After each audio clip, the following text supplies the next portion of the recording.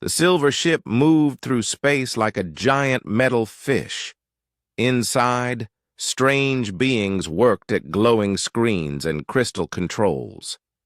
The ship was called Kethmoran, and it belonged to creatures from many different worlds. Zixtel stood in the center of the main room. He looked like a giant praying mantis, but his eyes were much smarter. His 4 arms moved quickly over the controls as he studied the planet below. The planet was green and blue, covered with thick forests and wide oceans. Interesting. "Reading Zixtal," said Humrake. The crystal being's body flashed with different colors as it spoke. "This world shows signs of tool use." Blue Wen floated in a tank of blue liquid nearby.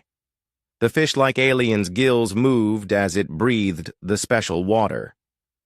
"The electromagnetic signals are primitive but organized. Should we begin collection?"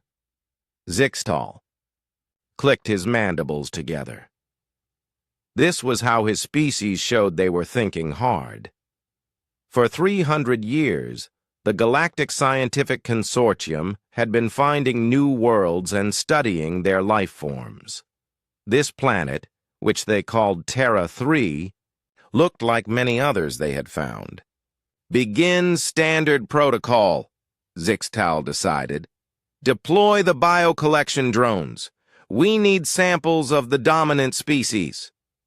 Far below on the planet's surface, Jake Martinez wiped sweat from his face. The jungle was hot and sticky. Thick vines hung from tall trees, and strange bird calls echoed through the green canopy. Jake was a big man with strong arms and careful eyes. He had been a Marine for 8 years before becoming a construction worker. Pete's radio went dead about 2 miles east, Jake told his team. He pointed through the thick trees. His last message said he found something weird near the old mining site. Lisa Wong adjusted her backpack and checked her water bottle. She was an engineer, smart and tough. "Weird how? Pete doesn't scare easy." Sam Collins pushed aside a hanging vine. He was older than the others, a geologist who had worked in jungles all over the world. Could be anything: sinkhole, gas pocket, maybe just equipment failure. Jake shook his head. "Pete's been doing this work for 15 years. If he says something's weird, something's weird." He checked his compass and started walking east. "We stick together. This jungle has things in it that can kill you." The 3 humans moved through the dense forest. They didn't know that high above them, alien drones were already beginning their descent. On the Kethmoran, Zixtal watched the drone feeds on his main screen. The drones were small and quiet, designed to collect samples without being noticed. They looked like metal spheres, with extending arms for grabbing things. "Initial scans show carbon-based life forms," reported Humrake. The crystal being's body turned a soft blue color. "Bipedal, approximately 2 meters tall. Primitive tool use confirmed." Zixtal nodded. "Standard classification, then. Deploy 3 drones for specimen collection. We need at least 1 adult for proper study." Blue Wen's tank bubbled as the aquatic alien moved closer to the screens. The creatures appeared to be moving in a coordinated group. This suggests basic communication skills. "Nothing unusual there," Zixtal said. "Most species at this development level show pack behavior. Begin collection sequence." The drones dropped through the thick canopy like silver teardrops. Their sensors searched for isolated targets. The aliens had done this hundreds of times before. Find a primitive world, study the dominant species, add the data to their vast libraries of knowledge. Jake stopped suddenly and held up his hand. Lisa and Sam froze behind him. Something was wrong. The jungle had gone quiet. No bird calls, no insect buzzes, nothing. "You hear that?" Jake whispered. "I don't hear anything," Lisa said. That's the problem. Sam crouched down and touched the ground. Look at this. He pointed to strange marks in the dirt. They looked like they had been burned into the earth in perfect circles. Jake knelt beside him. His military training had taught him to notice things. That didn't belong. These marks were too perfect, too clean. This isn't natural. A humming sound filled the air above them. All three humans looked up, but the thick canopy blocked their view. The sound moved from east to west, then faded away. What the hell was that? Lisa asked. Jake stood up slowly. Every instinct he had, developed as a Marine, was telling him they were being watched. I don't know, but we need to find Pete and get out of here. On the alien ship, Zixtal studied the humans through the drone cameras. The creatures had detected the drones much faster than expected. Most primitive species never noticed the collection units at all. Interesting, Humrake observed.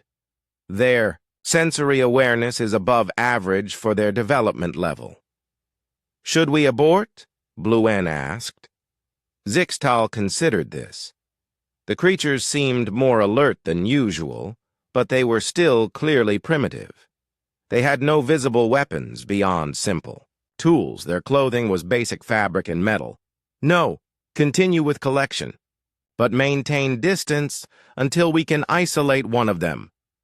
The aliens didn't know that Jake had spent years learning to survive in hostile environments. They didn't know that humans had evolved on a world where almost everything wanted to kill them. They saw primitive bipeds with basic tools. They had no idea what they were really looking at. Jake led his team deeper into the jungle, following the trail Pete had taken.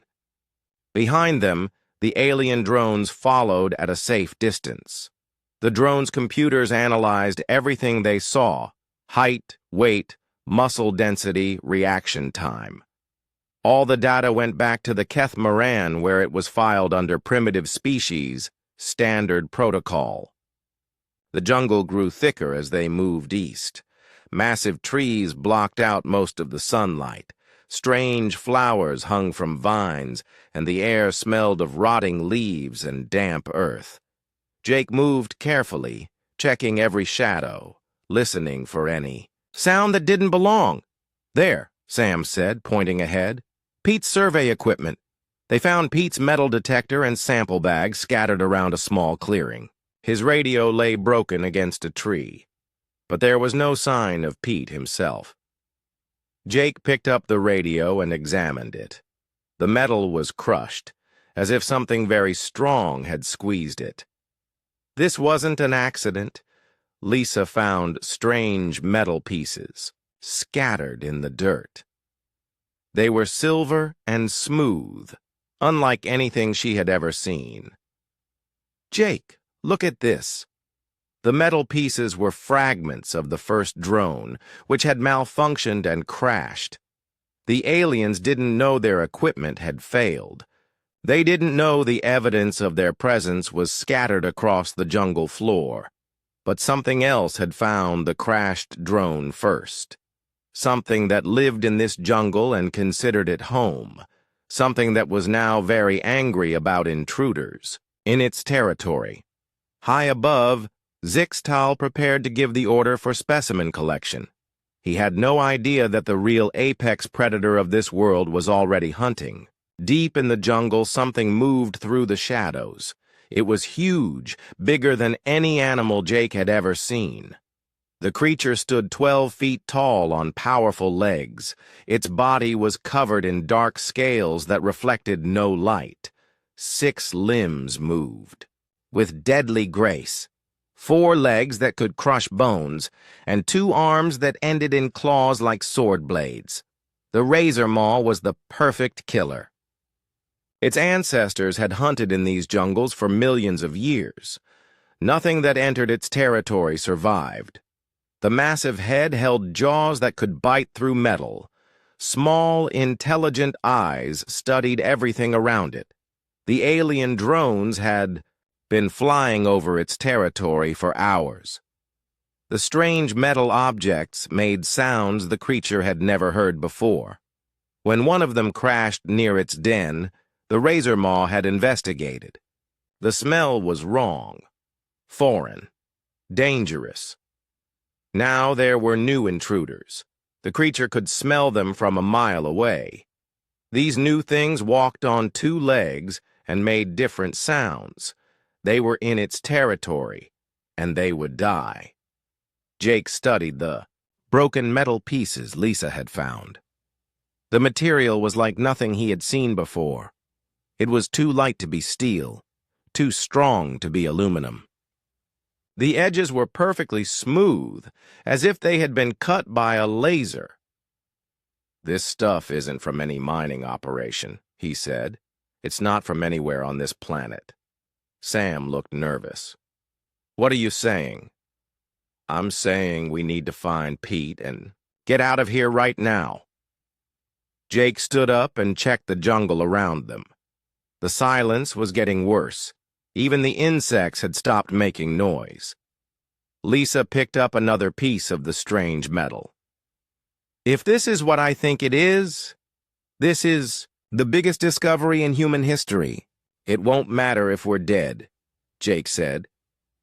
He had learned to trust his instincts in dangerous places. Right now, every instinct was screaming at him to run. On the Kethmaran, Zixtal watched the humans through his drone cameras. The creatures were examining the crashed drone fragments with more intelligence than expected.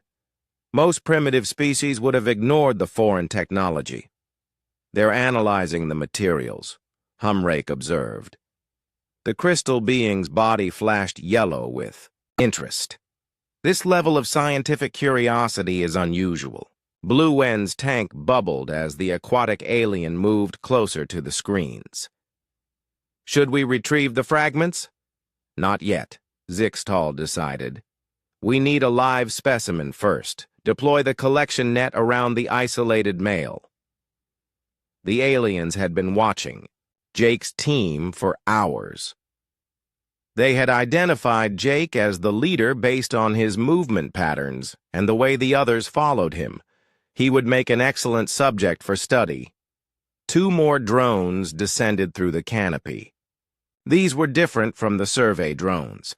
They carried capture nets made from energy fields that could hold any creature safely. The nets were designed to be humane. The Galactic Scientific Consortium didn't want to hurt the primitive species. They studied. Jake heard the humming sound again, closer this time. He motioned for Lisa and Sam to stay low. "Something's coming." The sound moved in a circle around them. Jake realized they were being surrounded. His military training kicked in automatically. He looked for cover, escape routes, defensive positions. "There," Lisa pointed up. "I can see something moving in the trees." A silver shape flashed between the leaves, too fast to identify clearly. Then another one, coming from a different direction. "They're hurting us," Jake said. "Whatever they are, they're trying to drive us somewhere." Sam looked terrified. "Who would be hurting us? There's no one else out here." Jake didn't answer. He was too busy calculating their options. The jungle was too thick to run through quickly. The trees were too tall to climb easily. They were trapped in the clearing with nowhere to go. The humming sound grew louder. Something was descending through the canopy directly above them. But the aliens weren't the only ones hunting. The razor maw had been tracking the new scents for an hour. The two-legged creatures moved clumsily through its territory. They made too much noise and left an easy trail to follow. The creature's powerful nose could smell their fear. The flying metal objects were also in its territory. The razor maw had decided to kill everything that didn't belong. It would start with the noisy two-legged things. The creature moved through the jungle like a shadow. Its scaled hide blended perfectly with the dark trees. The massive claws made no sound on the soft earth. 12 feet of perfect killing machine stalked closer to its prey. Jake saw the drone first. It dropped through the leaves like a silver spider, mechanical arms extending toward him. Energy crackled between metal fingers. As the capture net activated, "Run!" Jake shouted. Lisa and Sam scattered in different directions. The drone immediately focused on Jake, identifying him as the primary target. The energy net spread out like a glowing web. Jake dove to the side as the net passed over his head. He rolled behind a fallen log and came up running. His marine training had taught him how to escape capture. Stay low, change direction, never move in a straight line. The drone followed him with mechanical precision. A second drone appeared from another direction, trying to box him in. Jake realized he was dealing with coordinated artificial intelligence. On the Catamaran, Zixtal watched with growing interest. The human was showing tactical awareness far beyond what they had expected. Most primitive creatures simply ran in panic when confronted with superior technology. "Remarkable evasion patterns," Humrake noted. "The creature appears to understand our capture strategy." "Increase drone speed," Zixtal ordered. "We can't let it escape." But Jake wasn't trying to escape. He was trying to reach his team. Lisa and Sam had run toward a cluster of large trees where they could find cover. Jake needed to get to them before the drones separated them completely. He sprinted across the clearing, zigzagging between drone attacks. The energy nets missed him by inches. The machines were fast, but they moved in predictable patterns. Jake had fought against technology before. Machines always had weaknesses. He reached the trees where Lisa and Sam were hiding. "Climb," he ordered. "Get as high as you can." Lisa scrambled up the nearest tree with Sam close behind her. Jake followed, but slower. He was the largest target, and the drones kept focusing on him. An energy net wrapped around his leg as he climbed. The power field didn't hurt, but it held him tight. Jake found himself hanging upside down, trapped 20 feet above the ground. "Got you," Zixtal said with satisfaction. The capture was proceeding normally now. They would reel in their specimen and begin the standard examination procedures. But as the drone began to lift Jake higher, something else entered the clearing below. The Razor Maw stepped out of the jungle shadows like a nightmare made real. 12 feet of scaled death looked up at the hanging human with hungry intelligence. The creature had been stalking its prey for an hour. Now some flying metal thing was trying to steal its kill. The Razor Maw opened its massive jaws and roared. The sound echoed through the jungle like thunder. Birds exploded from the trees in terror. The very air seemed to vibrate with the creature's rage. On the alien ship, every screen went silent. "What was that?" Blue Wen asked, the water in its tank churning with nervous energy. Zixtal stared at the readings flooding his computers. The bioscanners were detecting something impossible. A life form with more raw physical power than anything in their databases. "By the void," Humrake whispered, its crystal body flashing red with alarm. "What kind of world did we find?" The Razor Maw studied the drone holding its prey. The flying metal object was unlike anything the creature had seen before, but it was in the Razor Maw's territory, and it was stealing the creature's kill. The massive predator crouched down, gathering its powerful leg muscles. Then it leaped, 20 feet straight up. The drone never had time to react. 600 pounds of angry predator slammed into it like a missile. Metal crumpled, circuits sparked. The energy net failed instantly. Jake fell hard but rolled with the impact.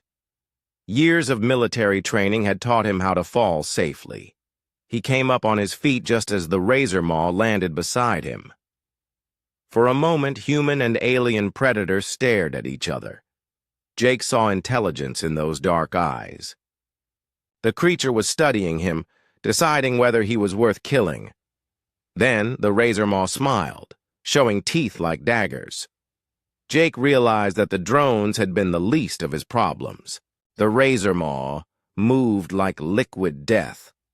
One moment it was standing 15 feet away, the next it was flying through the air toward Jake with claws extended. The creature covered the distance in less than a second.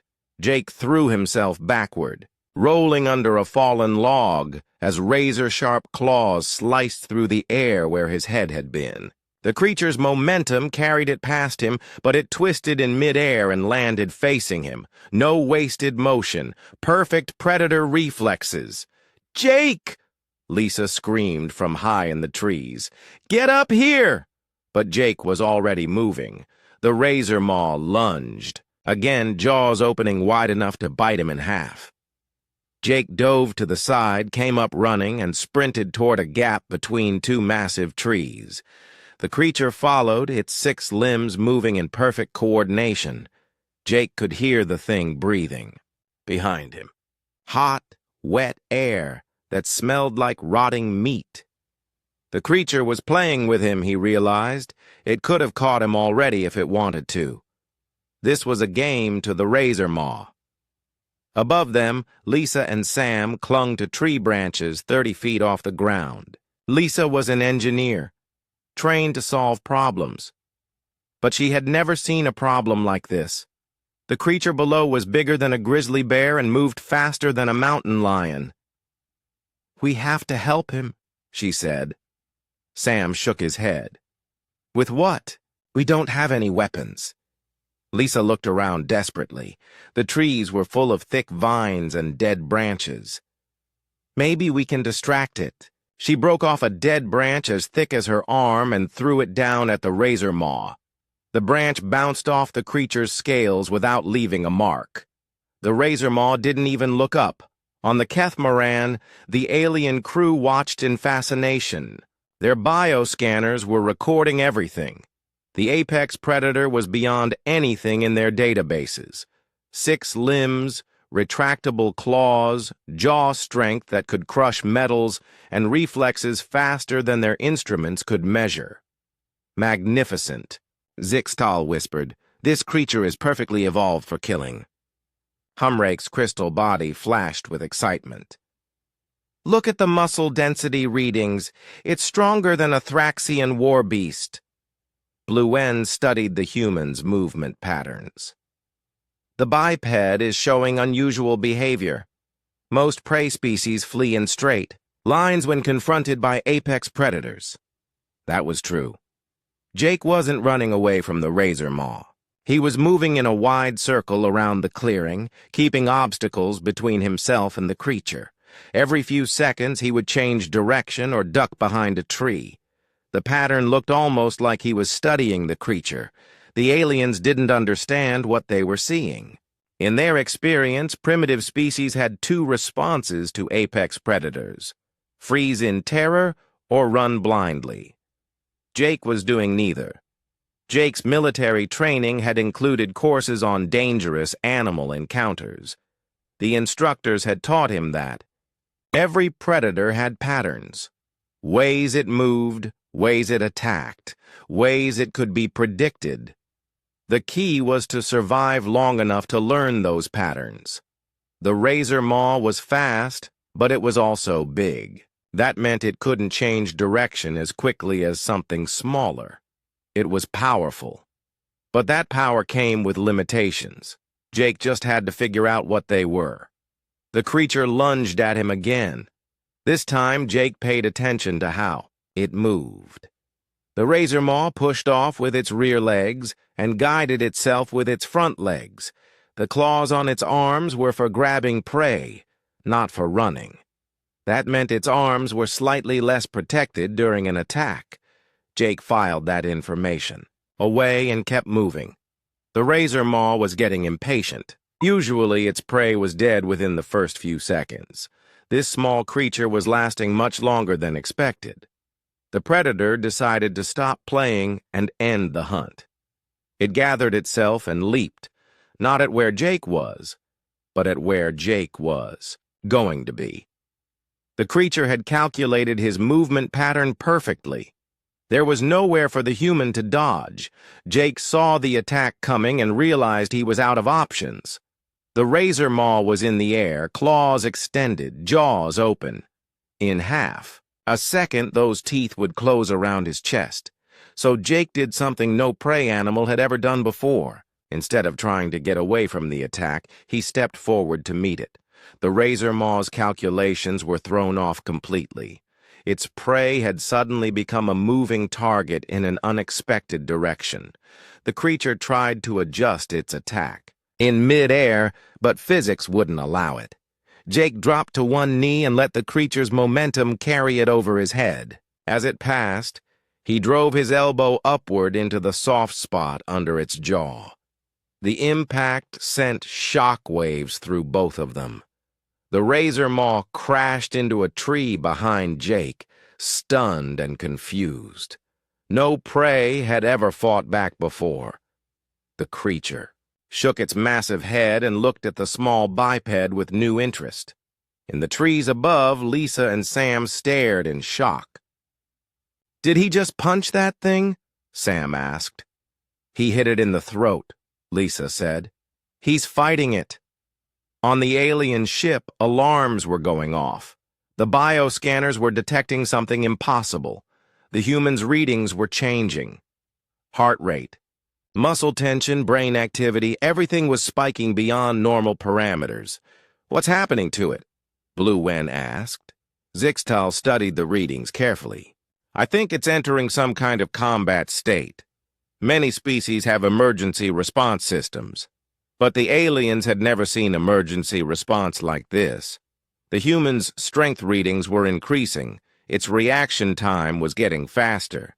Whatever biological systems were activating, they were beyond anything in the Galactic Scientific Consortium's databases." Jake felt the change happening in his body. The adrenaline was kicking in, but it was more than that. Years of military training and combat experience were taking over. His vision became sharper. Time seemed to slow down. Every muscle in his body coiled like a spring. He had been in life-or-death situations before. He knew how to function when everything depended on the next few seconds. The fear was still there, but it was controlled now, focused into something useful. The razor maw charged again, but this time Jake was ready. He sidestepped the attack and grabbed one of the creature's front limbs as it passed. Using the creature's own momentum, he swung it into another tree. Tibby, impact shook leaves from the branches 30 feet up. The razor maw roared in frustration and pain. This wasn't how hunts were supposed to go. Jake didn't give it time to recover. He grabbed a rock the size of his fist and threw it with perfect accuracy. The stone hit the creature right between the eyes, not hard enough to cause serious damage, but enough to stagger it. The aliens watched in growing amazement as the human began to press his attack. This wasn't survival behavior anymore. The primitive biped was actually fighting their apex predator. "Impossible," Humrake whispered. "Prey species don't attack predators." "This one does," Zixtal said quietly. The razor maw was beginning to realize it had made a mistake. This small creature wasn't like the others it had hunted. It fought with intelligence and strategy. It used tools and environment as weapons. It showed no fear. For the first time in its life, the razor maw was facing something that might actually be dangerous. The creature backed away from Jake, reassessing the situation. Its small eyes studied this strange prey that had become a predator. The razor maw had ruled this jungle for 7 years. Nothing had ever challenged it before. Jake picked up another rock and weighed it in his hand. He was breathing hard, but his hands were steady. The creature was hurt and confused. That gave him an advantage, but only a temporary one. "Come on then," Jake said quietly. Let's finish this. The razor maw heard the sounds the human made. They weren't fear sounds or submission sounds. They were challenge sounds. The creature's fury exploded into pure rage. It had been the apex predator of this jungle since birth. No other creature had ever dared to challenge it. This tiny biped would die for its insolence. The razor maw opened its jaws and roared loud, enough to be heard for miles. Then it charged with everything it had. The razor maw's final charge was everything the creature had. All 6 limbs drove it forward like a living missile. Claws extended, jaws wide, 12 feet of pure killing instinct focused on destroying the small thing that dared to challenge it. Jake didn't try to dodge this time. He had been studying the creature's movements for several minutes now. He understood how it attacked, how it thought, how it expected its prey to behave. The razor maw was used to hunting animals that either froze in fear or ran in panic. Jake did neither. As the creature reached him, Jake stepped slightly to the side and grabbed one of its front limbs with both hands. The razor maw's own momentum became a weapon against it. Jake used the creature's weight and speed to swing it around in a wide arc. The physics were simple. 600 pounds moving at 20 miles per hour created enormous force. When Jake redirected that force into the nearest tree, the impact was devastating. The tree shook from roots to crown. Bark exploded in all directions. The razor maw hit the trunk with enough force to crack the wood. The creature dropped to the ground, dazed and confused. On the Keth-Moran, the alien crew sat in stunned silence.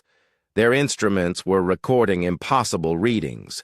The human had just used leverage and physics to throw an apex predator weighing 3 times its own body weight. The creature used the predator's momentum against it, Humrake observed, its crystal body flashing with amazement. That suggests advanced understanding of physics. Zixtal's mandibles clicked rapidly. This is unprecedented. Primitive species don't show this level of tactical intelligence. Blue Wen's tank bubbled with agitation. Perhaps our classification of this species was incorrect. The aliens were beginning to realize they had made a serious error.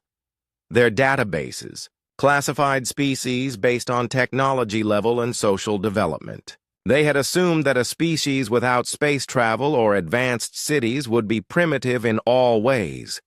They were wrong. Jake didn't give the razor maw time to recover. He had learned in the military that you never let a dangerous opponent regain their balance. He grabbed a fallen branch as thick as his arm and drove it into the creature's side while it was still stunned. The branch broke against the razor maw's scales, but the impact was enough to keep the creature off balance.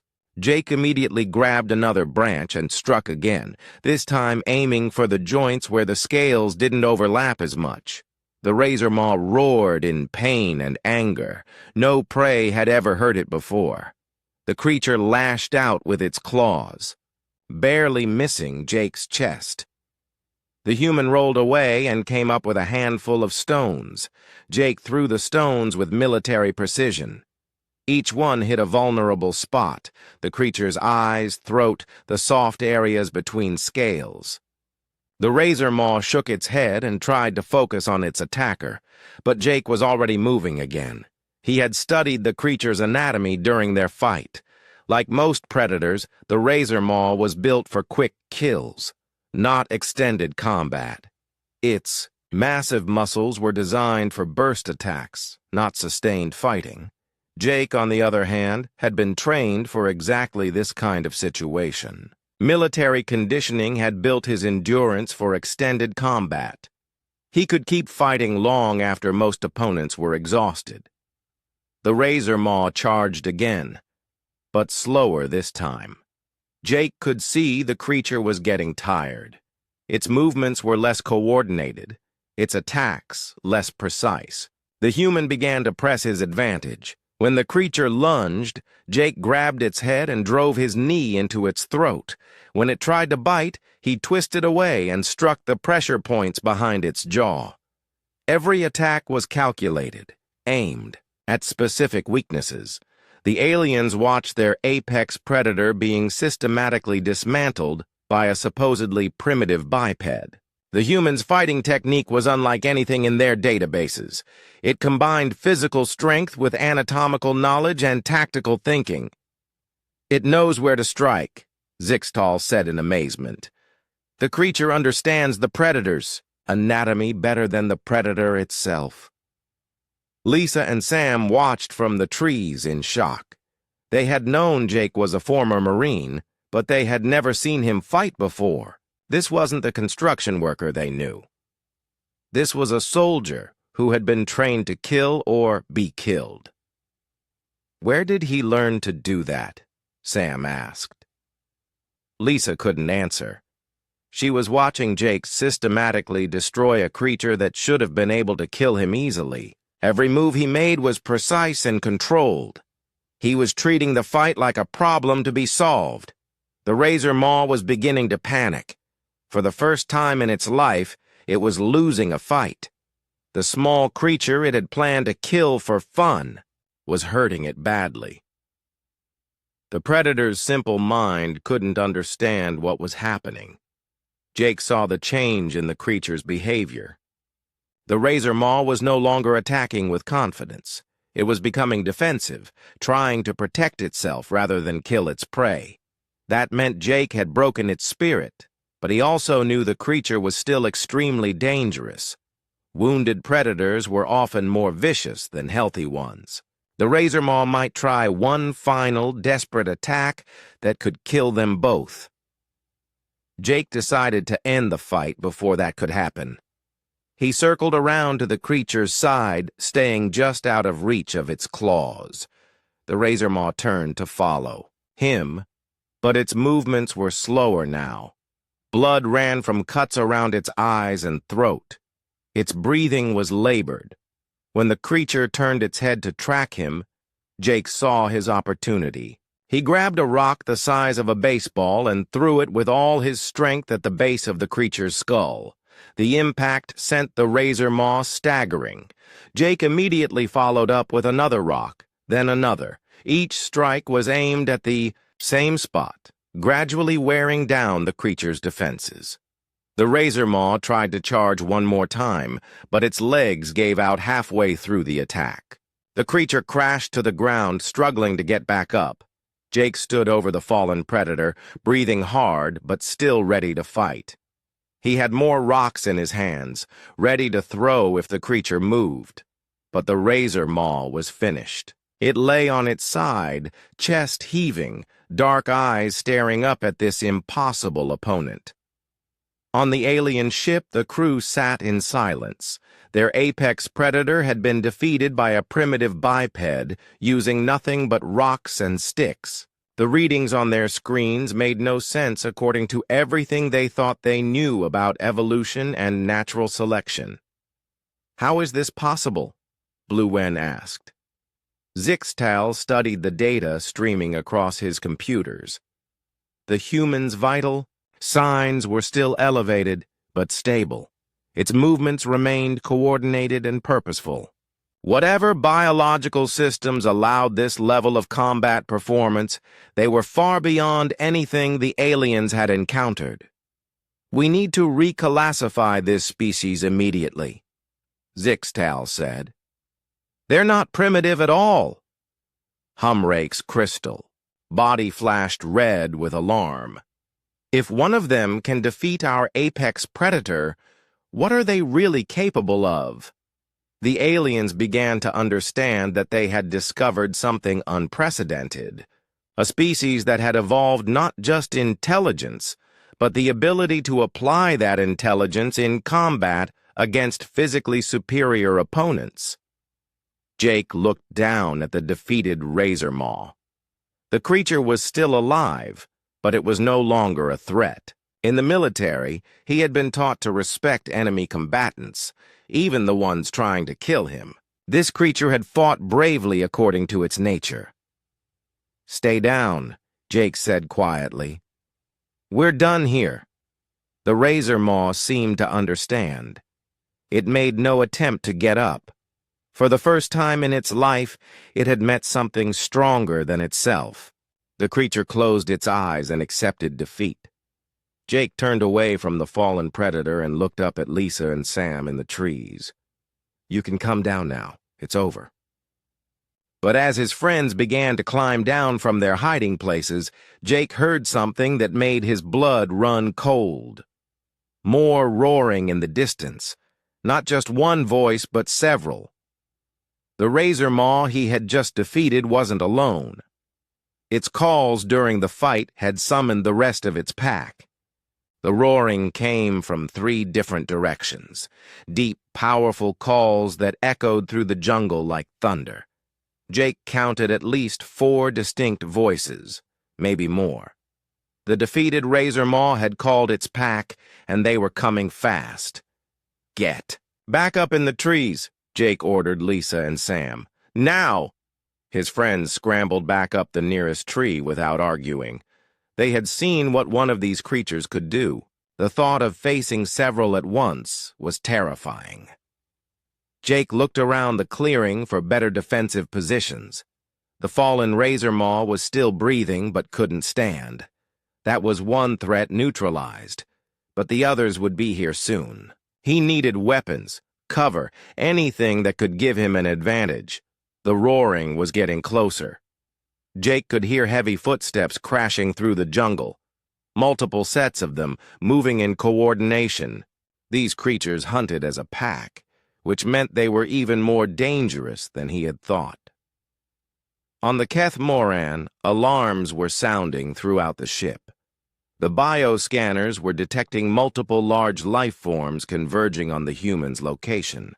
Zixtal's screens showed heat signatures moving through the jungle like guided missiles. 4 more apex predators approaching, Humrake reported, its crystal body flashing urgent red.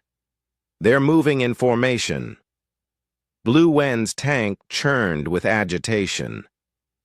"The primitive biped cannot possibly survive against 5 of these creatures." Zixtal studied the approaching heat signatures.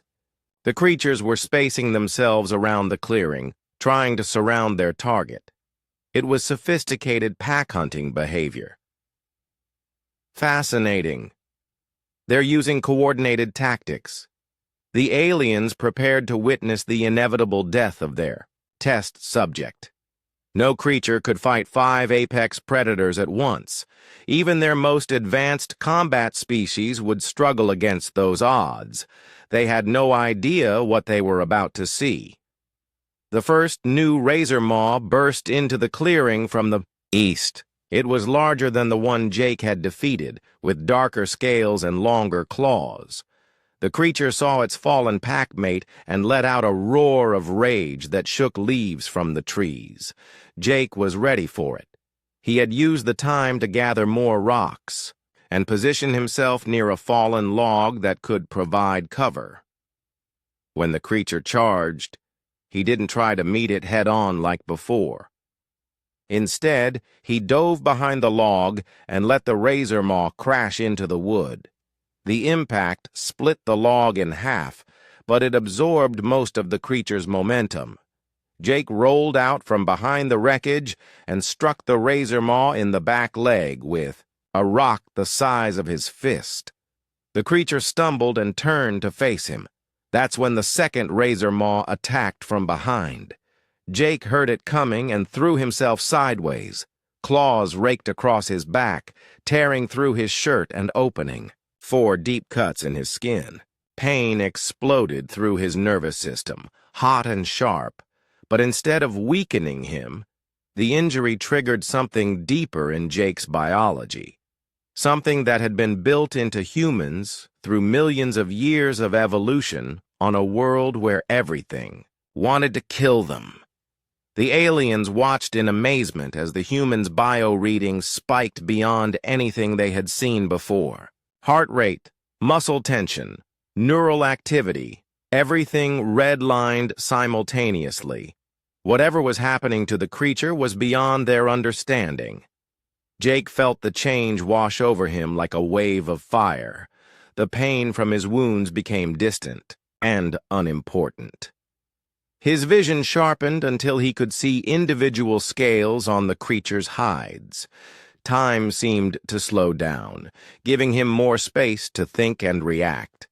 This was what his military instructors had called berserker state, the point, where trained soldiers stopped thinking about survival and started thinking about killing everything that threatened them.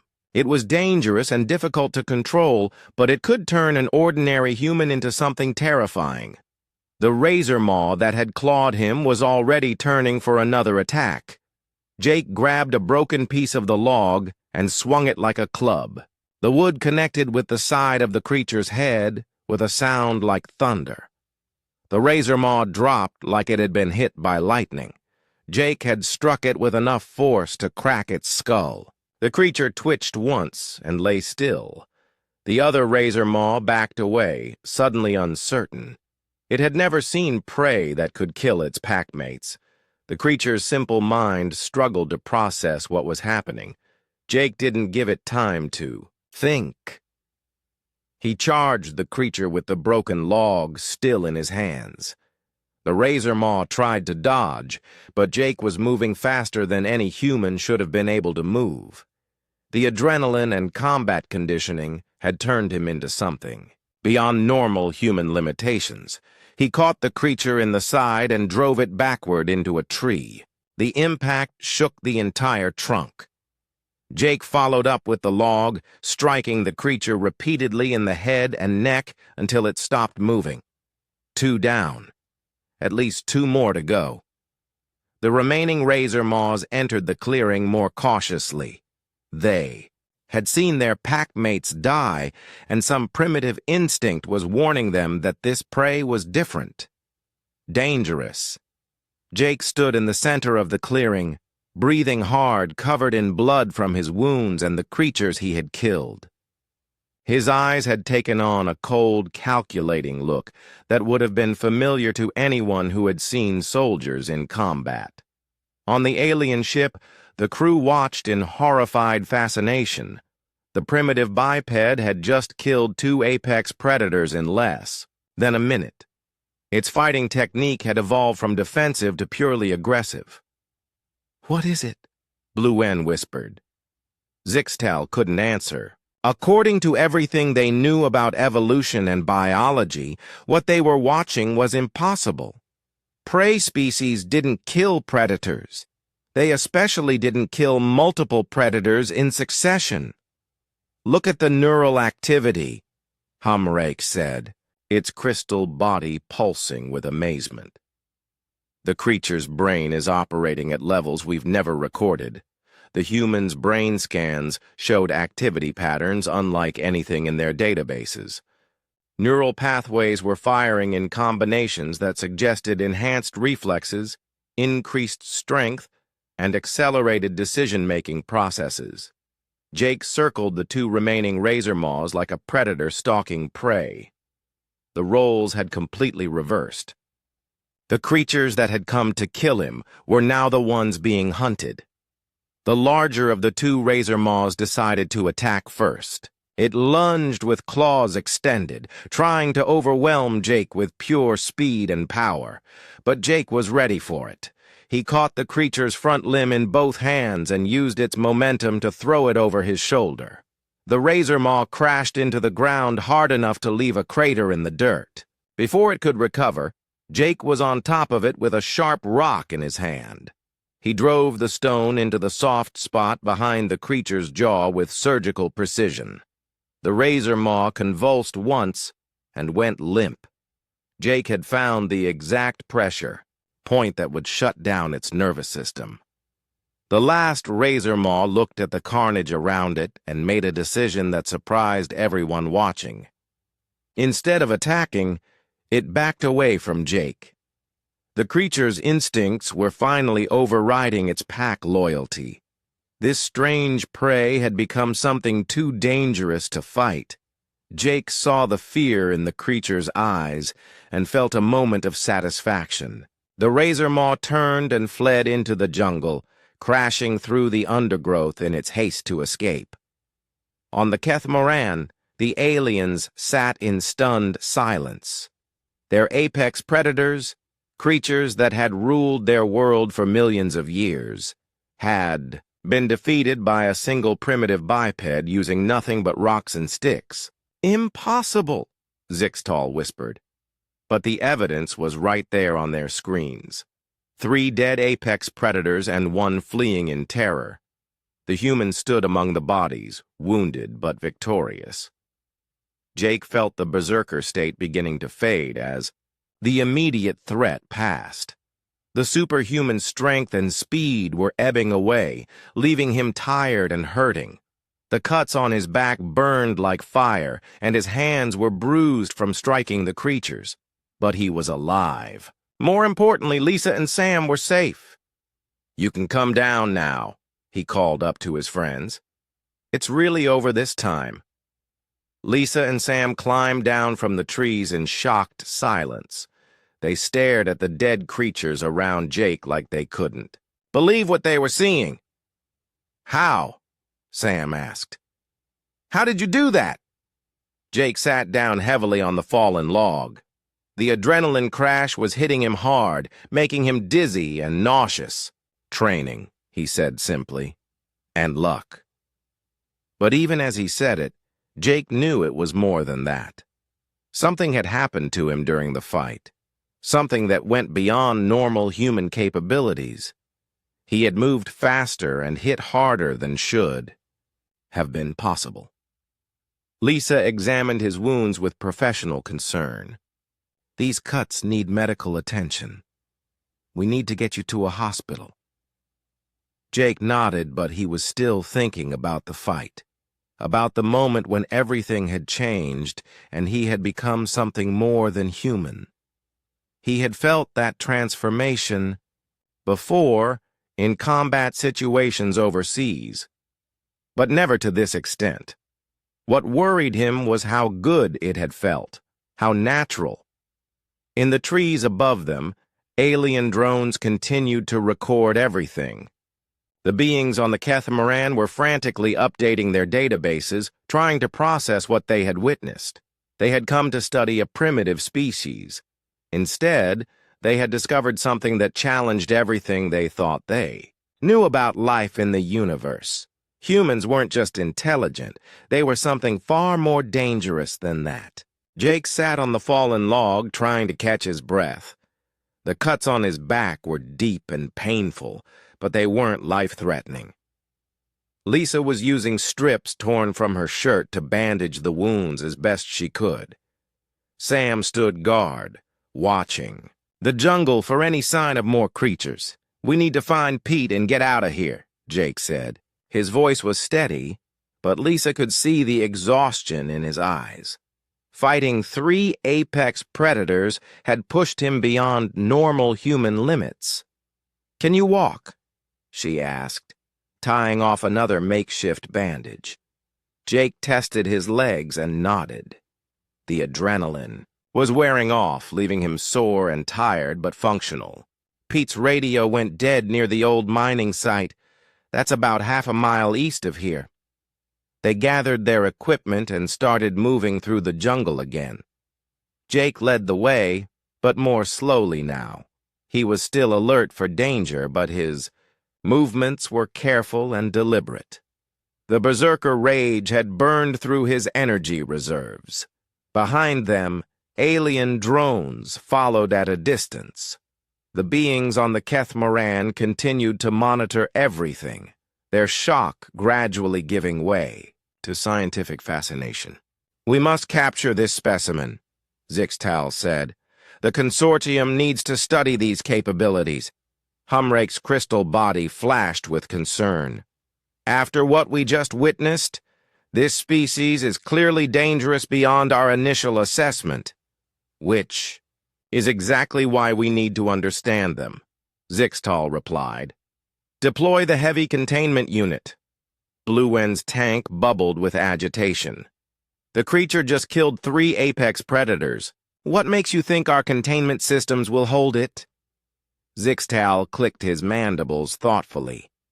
The specimen showed enhanced capabilities during the combat situation, but observe its current readings. Strength and reaction time have returned to baseline levels. Whatever transformation occurred appears to be temporary. The aliens had no way of knowing that Jake's baseline was still far above what they considered normal for a primitive species. Humans had evolved on a world with twice the gravity of most inhabited planets. Their muscle density, bone strength, and cardiovascular systems were built for a much harsher environment than anything the aliens had encountered. Jake's team found Pete 20 minutes later. He was alive but unconscious, hidden in a small cave, behind a waterfall. His leg was broken and he had a nasty bump on his head, but he was breathing steadily. "Pete!" Lisa called out as they carried him into the sunlight. "Can you hear me?" Pete's eyes fluttered open. When he saw Jake, he managed a weak smile. "Hey, boss. Sorry about the radio. Had a little accident." "What happened?" Jake asked, checking. "Pete's injuries. Weirdest thing," Pete said, wincing as Jake examined his broken leg. "I was taking readings near the old mine shaft when this silver ball came flying out of nowhere. Looked like something from a science fiction movie. I tried to follow it, but I fell into a ravine." Jake and Lisa exchanged glances. Another piece of alien technology. The pattern was becoming clear. "We need to make a stretcher," Jake said. "Pete can't walk on that leg." They used branches and vines to construct a basic stretcher. It wasn't comfortable, but it would allow them to carry Pete out of the jungle. As they worked, Jake kept watching the trees around them. His instincts were telling him they were still being observed. On the Kethmaran, Zixtal made his decision. Deploy the containment unit now while the specimen is distracted. The heavy containment unit was different from the survey drones. It was larger, more heavily armored, and equipped with weapon systems designed to subdue dangerous specimens without killing them. The aliens had used it to capture everything from Thraxian war beasts to Nexarian hive minds. The unit descended through the jungle canopy like a mechanical predator. Unlike the smaller drones, this one made no attempt at stealth.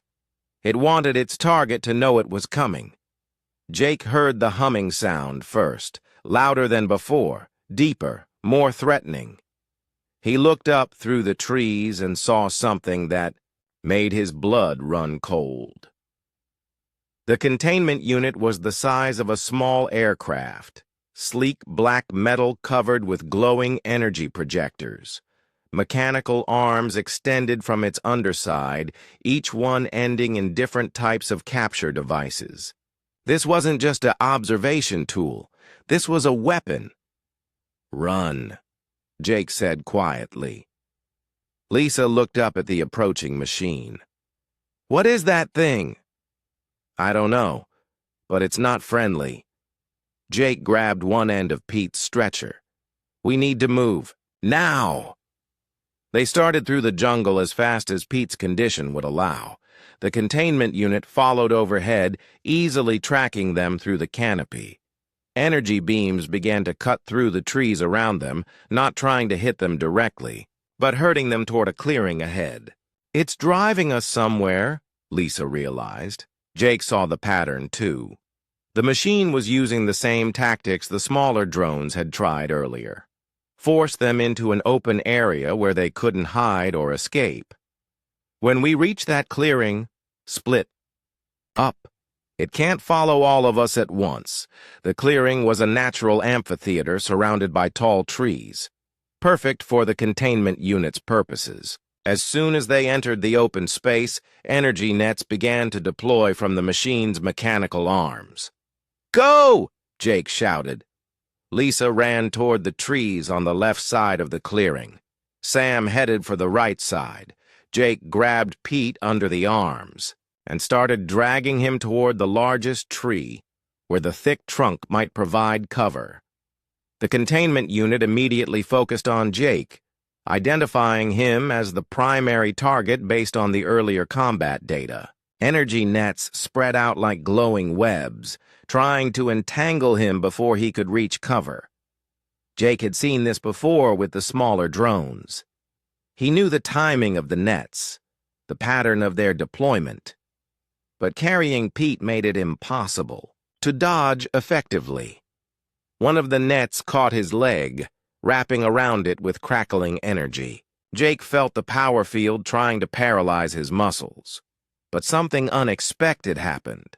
Instead of going numb, his leg felt like it was on fire. The pain triggered the same response that had activated during his fight with the razor maws. Jake felt the berserker state rising again, flooding his system with superhuman strength and speed. But this time, instead of just feeling stronger, Jake felt angry. The machine had threatened his friends. It had hurt Pete. It was trying to capture them like animals. Jake grabbed the energy net with both hands and pulled. The containment unit's computers registered impossible readings as the human tore the high-energy construct apart with his bare hands. On the Catamaran, alarms began sounding throughout the ship. "Containment breach," Humrake reported. "The specimen has disrupted the energy matrix." Zixtal stared at the readings in disbelief. "That's impossible. Those nets can hold a Thraxian war beast." "Not anymore," Blue Wen observed. Jake advanced on the containment unit with murder in his eyes. The machine tried to retreat, rising higher into the air, but Jake was already moving. He grabbed a fallen branch as thick as his torso and hurled it at the machine with all his enhanced strength. The branch hit the containment unit's underside with enough force to crack its armor plating. Sparks flew from damaged circuits. The machine tilted dangerously and began to lose altitude. Jake didn't wait for it to recover. He leaped, impossibly high, and caught one of the machine's mechanical arms. His weight and momentum sent the containment unit spinning out of control. The aliens watched in horror as their most advanced capture system was torn apart by a primitive biped using nothing but his hands and fury. Jake systematically destroyed every weapon system, every sensor array, every piece of equipment he could reach. When the containment unit crashed to the ground, Jake was still on top of it. He grabbed the main sensor cluster, a device that had cost the consortium millions of credits to develop, and crushed it between his hands like an egg. The machine's computer core tried to activate emergency protocols, but Jake found the power, coupling and ripped it out by the roots. Electricity arced through the air, but Jake ignored it. Nothing was going to stop him from destroying the thing that had threatened his friends. Finally, Jake grabbed the containment unit's main structural support beam and began to bend it. The metal was an advanced alloy designed to withstand incredible stress. But Jake's enhanced strength, amplified by rage, was beyond anything the designers had imagined. The beam snapped with a sound like thunder. The containment unit fell apart around Jake like a broken toy. He stood in the wreckage, breathing hard, covered in hydraulic fluid and sparks, but victorious. On the Catamaran, the crew sat in stunned silence. Their most advanced technology had been torn apart by hand by a creature they had classified as primitive. "By the void," Zixtal whispered. "What have we found?" Jake looked up at the sky, knowing somehow that he was being watched. His enhanced senses could detect the observation drones even though he couldn't see them clearly. "I know you're up there," he said quietly. "Stay away from my people." The message was clear. Humanity would not be easy prey. In the wreckage around him, alien technology lay broken and sparking. The first contact between humanity and the Galactic Scientific Consortium had not gone according to plan. Jake helped his friends gather Pete and their equipment. They needed to get out of the jungle before more machines arrived, but as they left the clearing, Jake felt different than before. He had just torn apart technology that was centuries ahead of anything on Earth. And it had. Felt good? The transmission from the Keth Moran traveled across the galaxy at faster than light speeds, carrying news that would shake the foundations of galactic civilization. On 1,000 worlds, in 100 different languages, the message was received. With the same reaction: disbelief. At Consortium Central, a massive space station orbiting the galaxy's administrative capital, the High Council gathered in emergency session. Representatives from dozens of species sat in a circular chamber, their various forms of communication creating a symphony of clicks, whistles, harmonics, and electromagnetic pulses. The Velthari High Counselor Kexthon read Zixtal's report for the third time, his compound eyes studying every detail. Around him, other council members expressed their skepticism in their species' traditional ways. "Impossible," declared the gaseous Nethlari representative, its words forming in patterns of ionized particles. "No primitive species can defeat apex predators in single combat." The reptilian Eschatar counselor hissed agreement.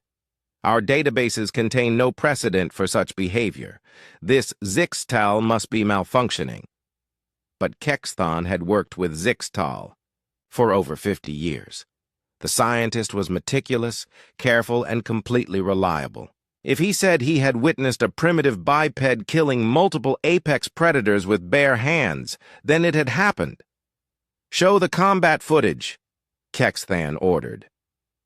The chamber fell silent as holographic displays activated throughout the room. The council members watched Jake's fight with the razor maws, their various forms of expression registering shock and disbelief. When the footage showed Jake tearing apart the containment unit, several council members physically recoiled. The crystalline Humtali representative's entire body turned bright red with alarm. "By the ancient codes," whispered the aquatic Blumari counselor. "What manner of creature is this?" Kexthon studied the biometric data flowing alongside the video. The human's strength readings during combat were beyond anything in their databases. Its reaction times approached the theoretical limits of biological neural transmission. "Computer," he said, "compare the specimen's capabilities to known military species." The results appeared on screens throughout the chamber. The human's combat performance exceeded that of professional Thraxian warriors, Velthari shock troops, and even the legendary Kethmori battle dancers. "This cannot be accurate," the Nethlari representative protested. "A primitive species cannot outperform our best military forces." "The data is confirmed by multiple independent sensors," Kexthon replied. "And observe, this specimen has no military augmentation, no powered armor, no advanced weaponry. These are its natural capabilities." A heavy silence settled over the chamber as the implications sank in. Every military species in the galaxy achieved their combat effectiveness through technology, genetic engineering, or cybernetic enhancement. None of them could match these readings using only natural biology. "What does Zixtal recommend?" asked the Siskatar counselor. Kexthon activated the final portion of the transmission. Zixtal's image appeared in the center of the chamber, his four arms moving in the traditional gestures of extreme urgency. "Honorable Council," the recorded scientist said, "I recommend immediate reclassification of this species from primitive biological survey to apex civilization, diplomatic priority. Under no circumstances should we attempt specimen collection or territorial occupation." The Thraxian military representative, a massive creature covered in natural armor plating, rumbled its disagreement. One individual cannot represent an entire species. This may be a genetic anomaly. Computer, Kexthon said, display planetary population estimates. The numbers appeared on every screen. Over 7 billion individuals. If even a small percentage of them shared the observed specimen's capabilities, humans represented the largest potential military force in known space. Their world is classified as extreme hostile environment, Kexthon continued. High gravity, aggressive predator species, frequent catastrophic climate events. Every member of this species is descended from survivors of conditions that would kill most galactic citizens within days. The chamber erupted in a cacophony of alarm calls, warning signals, and distress communications. The council members were beginning to understand the true scope of what Zixtal had discovered. On Earth, Jake and his team had finally reached their base camp. Pete was stable and being prepared for medical evacuation. The authorities had been contacted, and a rescue helicopter was on its way. Jake sat alone outside the camp, staring up at the night sky. His enhanced senses were slowly returning to normal, but he could still feel something different about himself. The fights in the jungle had awakened capabilities he hadn't known he possessed. Lisa approached and sat beside him. "Penny, for your thoughts?" Jake continued looking at the stars. "Just thinking about what happened back there. Those creatures, that machine, none of it makes sense." "Maybe it doesn't have to make sense," Lisa said. "Maybe some things just are what they are." Jake nodded, but his mind was still working on the problem. The metal fragments they had found, the strange machines, the coordinated behavior of the predators. It all suggested intelligence behind the events. "Lisa," he said quietly, "do you think we're alone out there?" She followed his gaze to the stars. With a universe this big? Probably not. Why? Just wondering what we'd do if we met something from out there.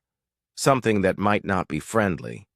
Lisa considered the question seriously. "I guess we'd do what humans always do. We'd find a way to survive." Jake smiled at that. Humans did have a talent for survival. They had made it through ice ages, volcanic winters, plagues, and wars. They had spread across their entire planet despite being physically inferior to most of the life forms they encountered. Maybe they were stronger than they realized. In orbit above them, the Kethmaran prepared to depart the system. Zixtal had received orders from the High Council to withdraw immediately and await further instructions. No further contact with the human species was authorized until new protocols could be developed. "Deploying monitoring beacon," Humrake reported. "It will observe the system from the edge of their solar system and report any technological developments." Zixtal nodded as he watched the planet shrink on his screens. "Set the beacon to transmit a warning signal to any consortium vessel that enters this system." "What message should it broadcast?" Blue Wen asked. Zixtal considered carefully. The warning would be the first official galactic communication about humanity. It needed to convey the appropriate level of caution without causing panic. "Message begins," he said. "System contains developing sapient species classified as..." The Kethmoran drifted in high orbit above the planet, its crew working frantically to understand what they had witnessed. Emergency lights flashed red throughout the ship as the aliens struggled to process data that challenged everything they thought they knew about life in the universe. Zixtal stood before a wall of screens showing analysis after analysis. Bio readings, combat footage, structural damage assessments from the destroyed containment unit. No matter how many times he reviewed the data, The conclusions remained the same. Impossible. "Gravity analysis complete," reported Humrake. The crystal being's body flashed between different colors as it processed the planetary data. "The world's gravitational field is 1.8 times standard galactic norm." Blue Wen's tank bubbled with agitation. "That explains the enhanced muscle density we observed, but not the combat performance. Even accounting for higher gravity, the specimen's capabilities exceeded all known biological parameters." Zixtal clicked his mandibles slowly. High-gravity worlds were rare in the galaxy, and most species that evolved on them never developed intelligence. The energy cost of maintaining large brains in heavy gravity was too expensive for most evolutionary paths. "Show me the atmospheric composition again," he ordered. New data flowed across the screens. The planet's atmosphere contained 21% oxygen, significantly higher than the galactic standard of 16%. That meant the creatures could process energy more efficiently, sustaining higher activity levels for longer periods. "Cross-reference with the specimen's cardiovascular data," Zixtal said. The results made him step back from the screens. The human's heart and lung capacity were enormous compared to other intelligent species. Its circulatory system could deliver oxygen to muscles at rates that would kill most galactic citizens. "It's built like a biological machine," Humrake observed. "Designed for sustained physical performance in hostile conditions." Blue Wen pulled up the combat footage again. "Observe the reaction time during the predator encounters. The specimen's neural processing speed increased dramatically under stress." That was perhaps the most disturbing discovery. Most intelligent species became less effective in combat situations as fear and panic interfered with logical thinking. The human had become more effective. Its brain had literally improved its performance when faced with mortal danger. Evolutionary pressure, Zixtal realized. This species didn't evolve intelligence despite being predated. It evolved intelligence because it was predated. The implications were staggering. Every other intelligent species in the galaxy had developed on worlds where they became apex predators early in their evolution. Once they reached the top of their food chains, they had the luxury of developing art, philosophy, and advanced technology. Humans had never reached the top of their food chain. They had been forced to develop intelligence as a survival tool while everything else on their world was trying to kill them. "Pull up the geological data," Zixtal ordered. The planet's history appeared on the screens in layers of time.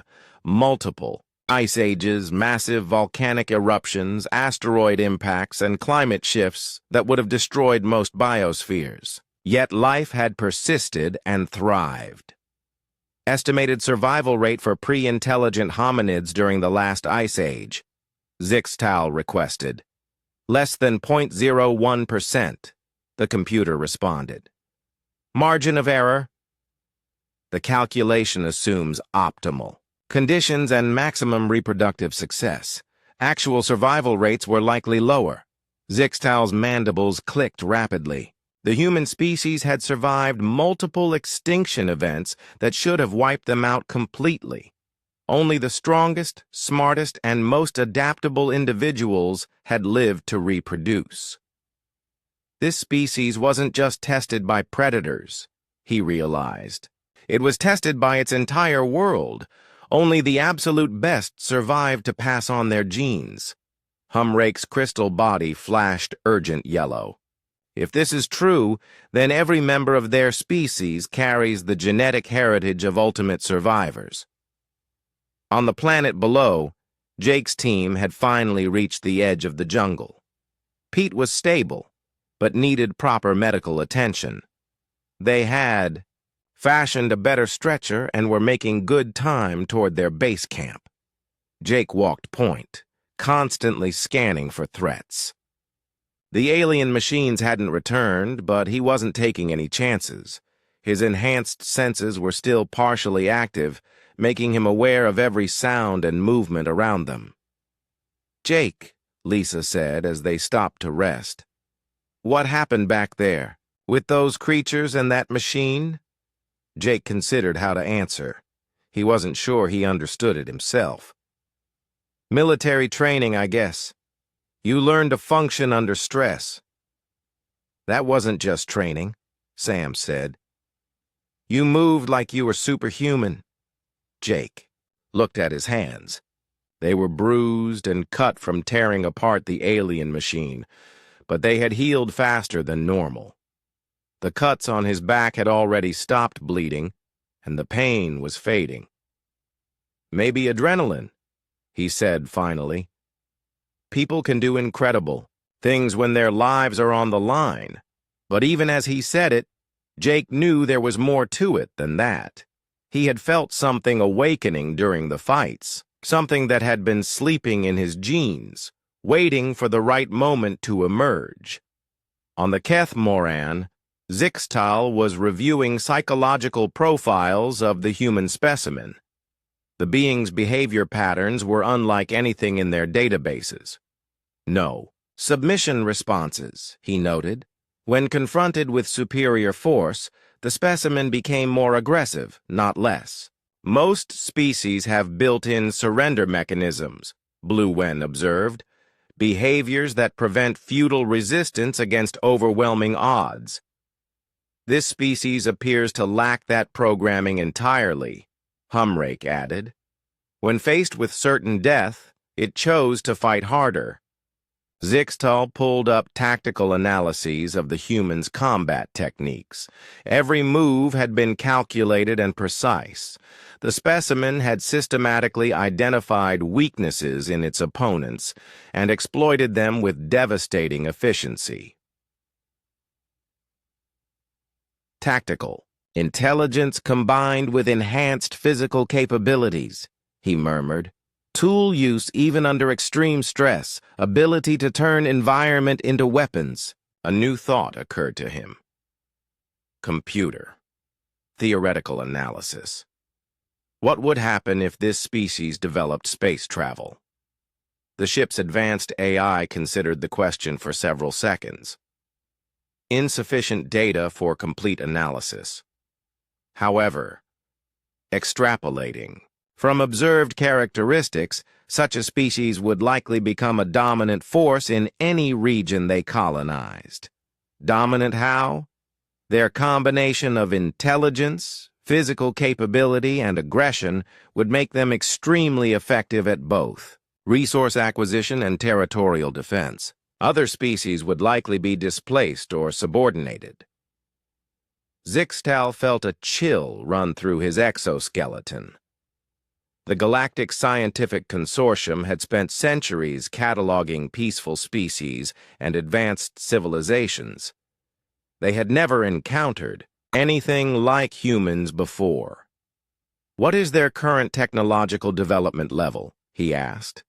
New data appeared on the screens. Radio signals, electromagnetic signatures, and atmospheric analysis painted a picture of a species on the verge of major technological breakthroughs. Primitive nuclear fission, basic space travel, electromagnetic communications, the computer reported. Estimated time to develop faster than light travel, 2 to 3 centuries. 2 to 3 centuries. In galactic terms, that was tomorrow. "Sir," Humrake said urgently, "we need to contact the consortium immediately. This discovery changes everything." Zixtal nodded slowly. First contact protocols would need to be completely rewritten. The careful approach they used with other primitive species would not work with humans. "Begin composing a priority transmission to Consortium Central," he ordered. "Classification, species reclassification, extreme priority." As his crew worked on the transmission, Zixtal watched the jungle below where the human and his companions were making their way to safety. The specimen, Jake, according to the intercepted communications, looked like just another primitive, biped from this distance. But Zixtal now knew the truth. They hadn't discovered a new primitive species. They had discovered something that might reshape the entire galaxy. "Recommendation," he said to the ship's recorder. "Immediate diplomatic. Contact. Classification. Apex species. Approach with extreme caution. Under no circumstances should this species be treated as primitive or inferior." He paused, watching Jake help his injured companion through the difficult terrain. Additional note: this species demonstrates capabilities that exceed our understanding of biological limits. Their physical and mental adaptations suggest evolution under conditions far more hostile than any previously documented. They represent an entirely new category of intelligent life. Zixtal's mandibles clicked one final time as he made the decision that would change first contact protocols forever. Final recommendation: do not engage in hostile contact under any circumstances. This species is potentially more dangerous than any military force in the known galaxy. Below, Jake felt eyes watching him from the sky. He looked up briefly, meeting the alien gaze across the vast distance between them. He had no idea that his actions in the jungle had just announced humanity's presence to the galaxy in the most dramatic way possible. The age of human isolation was about to end.